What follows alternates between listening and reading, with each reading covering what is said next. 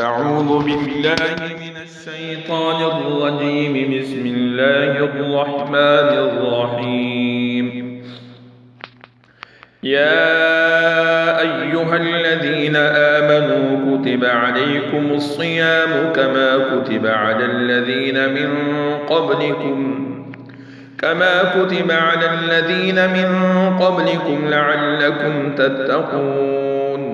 أياما معدودات، فمن كان منكم مريضا أو على سفر فعدة من أيام أخر، وعلى الذين يطيقونه فدية طعام مسكين، فمن تطوع خيرا فهو خير له، وأن تصوموا خير لكم إن كنتم تعلمون.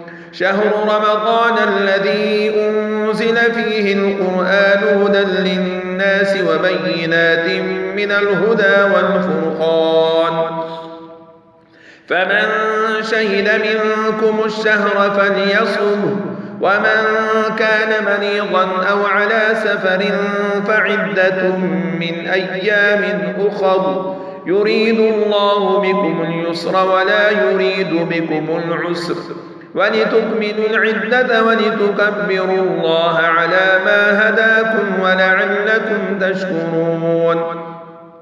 وإذا سألك عبادي عني فإني قريب أجيب دعوة الداع إذا دعاني، فليستجيبوا لي وليؤمنوا بي لعلهم يرشدون.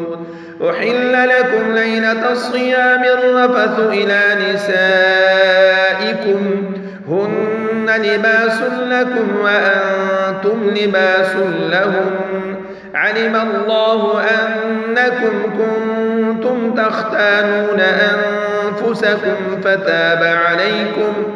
فتاب عليكم وعفى عنكم، فالآن باشروهن وابتغوا ما كتب الله لكم، وكلوا واشربوا حتى يتبين لكم الخيط الأبيض من الخيط الأسود من الفجر، ثم أتموا الصيام إلى الليل، ولا تباشروهن وأنتم عاكفون في المساجد، تلك حدود الله فلا تقربوها، كذلك يبين الله آياته للناس لعلهم يتقون. ولا تأكلوا أموالكم بينكم بالباطل وتدلوا بها إلى الحكام لتأكلوا فريقا من أموال الناس بالإثم وأنتم تعلمون. उलमा व अवाम में हाइल खलीज दूर करने की एक मुनफरिद काविश